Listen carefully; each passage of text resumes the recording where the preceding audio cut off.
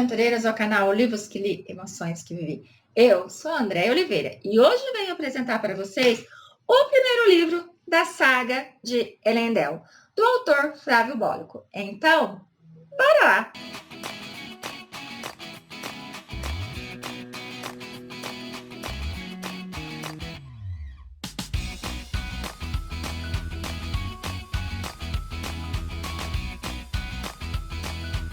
Cheguei, aventureiros, com mais dicas de leitura aqui nesse canal. E hoje venho apresentar para vocês A Sombra do Leste, que contém 365 páginas. Não é um livro muito longo e é um livro que vai trazer muitos mistérios e muito jogo de poder. Aqui nós vamos conhecer então o rei Julius. O rei Julius, para alguns, é um rei justo, é um rei benevolente, é um rei que todos querem bem.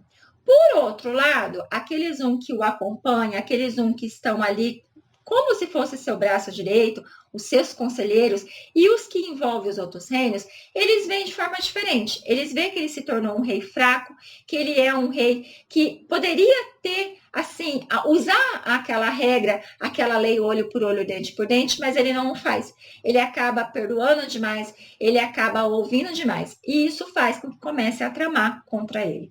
O pior é quando o seu primogênito, Velcon, aos 13 anos, decidiu que não queria se tornar rei, não queria o lugar do pai. Não, ele queria ser um camuflado, ele queria entrar nessa, vamos chamar de organização, um grupo, que é aquele que luta por vários ideais, aquele que usa a luta, que usa a espada para defender os ideais, que é algo que um rei não pode fazer. Com muito custo e ajuda da sua mãe, ele acaba ganhando, então, essa tal liberdade. Porém, o seu pai nunca o perdoou e após a saída dele do palácio, ele cortou relacionamento com todos da família. Ele vive, então, no meio desse camuflado, mas ele, gente, não é aquele rapaz bonzinho. Não, porque ali os camuflados, eles têm, ao adentrar nessa organização, nesse grupo, eles acabam ali fazendo um voto de castidade, algo que ele não segue. O Velcro não segue, gente. Ele é muito animadinho.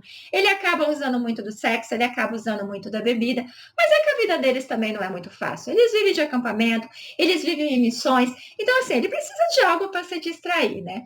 Ele, por mais que ele tenha abandonado as suas raízes, ele ali no meio dos seus, ele acaba muitas vezes sendo apontado ainda como um príncipe, sendo apontado como um sangue azul. Algumas pessoas acabam não gostando dele, por mais que ele acabe tendo respeito entre eles, porque ele tem o poder de uma arma muito perigosa.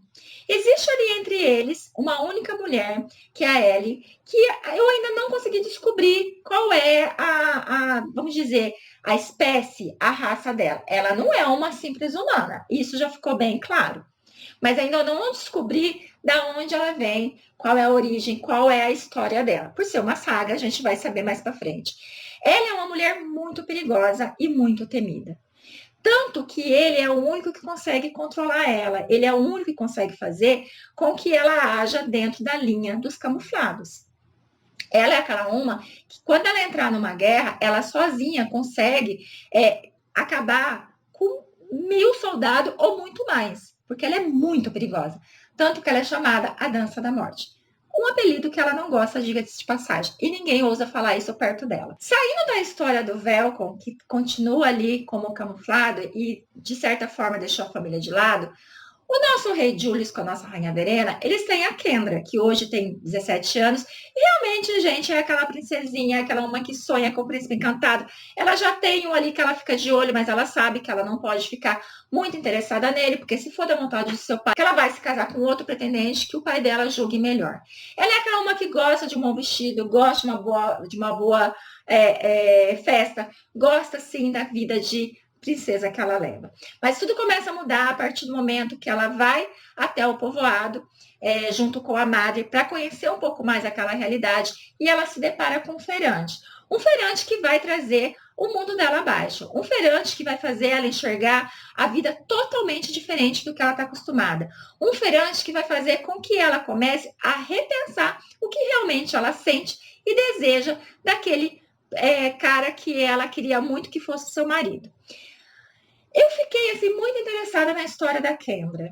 Eu gostei muito da evolução dela, de como ela saiu daquela princesinha fútil para uma mulher guerreira, para uma mulher que pensasse nos outros, para uma mulher que mostrasse que tem coração, para uma mulher que estava disposta a defender o seu amado contra o seu pai, contra a sua mãe, contra qualquer pessoa. Ela estava ali para o que deve, ela enfrentaria qualquer um por aquele feirante, gente. Lembrando que não tem nenhuma chance, né? Não tem. Porque naquela época, a princesa tinha que casar com o príncipe. Não tem esse negócio de querer fugir, não, minha filha.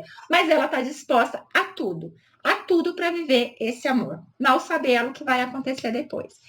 Existe o Peter, que é o caçulinha do rei Julius. Esse, por outro lado, ele anseia muito se tornar rei. Ele quer fazer parte daquilo tudo. Mas um outro lado dele quer muito, deseja muito lutar, deseja muito segurar uma espada, deseja muito ter essas aulas de autodefesa. Eu fico meio em dúvida se ele não vai querer bandear pro lado do irmão dele. Se o lado guerreiro dele não vai falar mais alto. Só que o nosso pequeno Peter, ele tem ali, eu acredito uma missão maior do que ser rei. Porque o nosso pequeno Peter, ele acaba juntamente ali do mestre, que é quem está dando aulas para ele, quem está trazendo a ele todos os saberes que um rei precisa saber, traz algumas histórias, alguns mistérios, mas o nosso Peter acaba vendo uma figura muito misteriosa.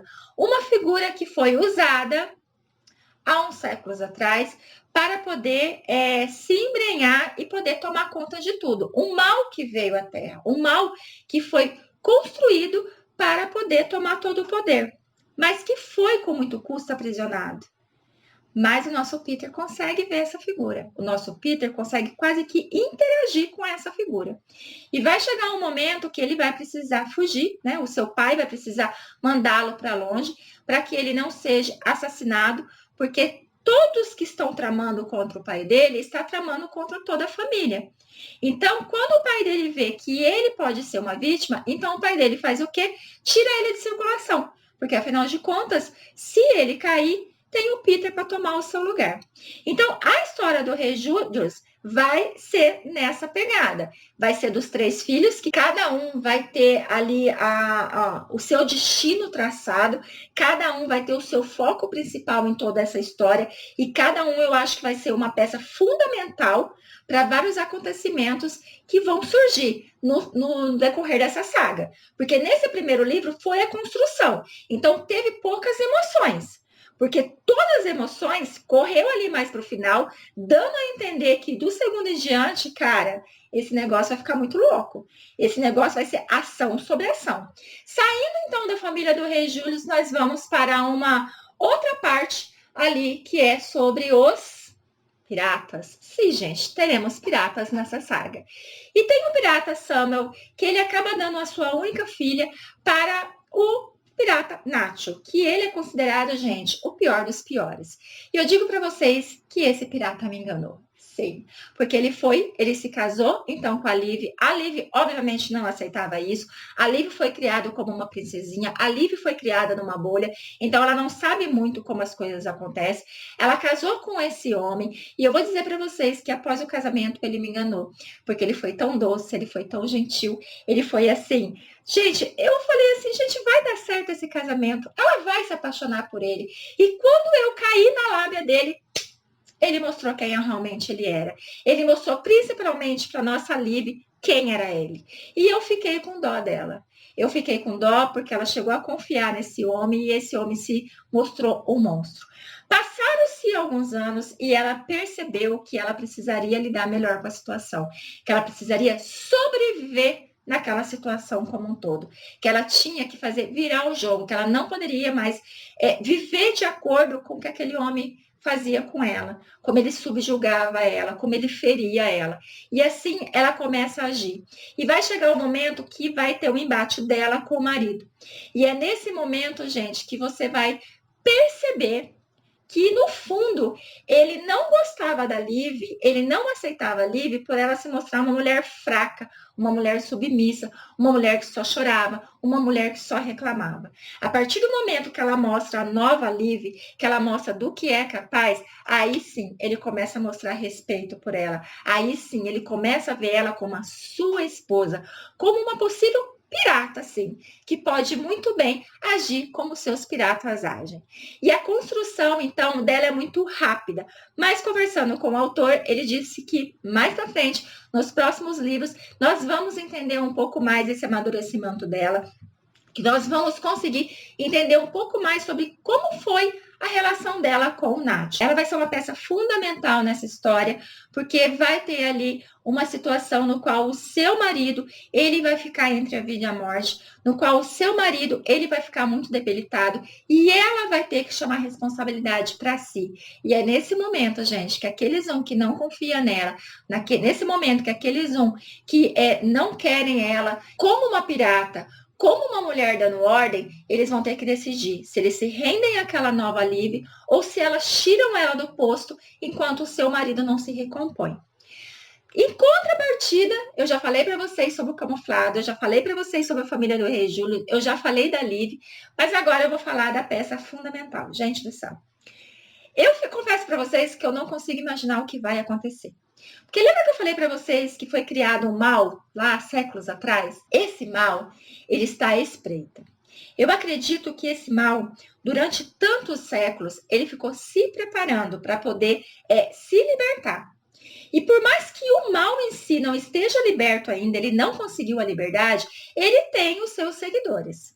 E esses seguidores estão se preparando para tomar o poder e trazer o seu mestre à tona, dar liberdade a seu mestre. E eles começaram já em alguns vilarejos. E eu digo para vocês que quando eles entram num vilarejo, não sobra nada. Não sobra nada. E é algo difícil de se combater. É algo difícil de você saber como você vai se sair daquilo tudo. Porque não é fácil matar aquele mal. Não é fácil o que ele faz com as pessoas, como ele toma posse daquelas pessoas, como ele destrói aquele lugar, como ele deixa um lugar totalmente arruinado, totalmente no escuro, totalmente nas sombras. Então, nesse primeiro livro, como eu falei para vocês, é toda uma construção. Então, eu fiquei com raiva do autor, eu confesso para vocês que eu ainda mandei mensagem para ele falando assim, cara, como é que você termina o livro assim?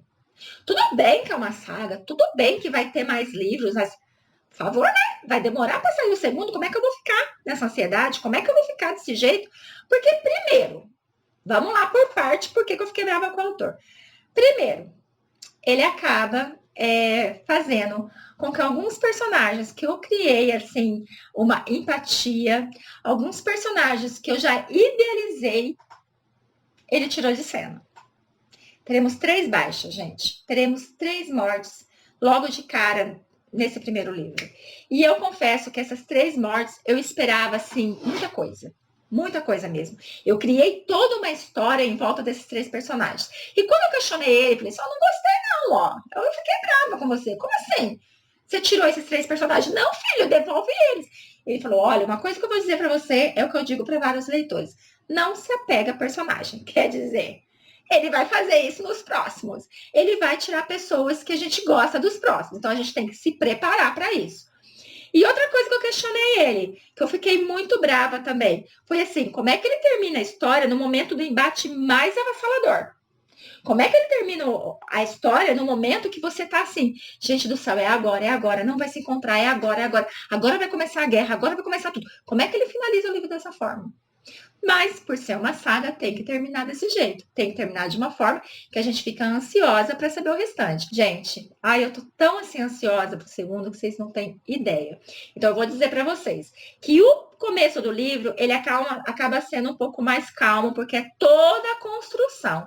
Mas a partir da metade em frente, ai, gente, você vai ficando muito tensa. Não vai ter cena hot, não vai ter briga, não vai ter ciúme, não vai ter nada disso. Mas em contrapartida, as outras coisas que tem, o mistério que tem, o envolvimento de traição que tem, a jogada ali de poder que tem, são maravilhosas. Então, vou deixar vocês. A Sombra do Leste para que vocês leiam e fiquem ansiosos como eu estou para o segundo, que eu acredito que até outubro esteja saindo, pelo menos foi o que o nosso autor disse, né, que vai estar saindo, para que a gente possa saborear um pouco mais de toda essa saga, que tenho que dizer, com certeza será maravilhosa.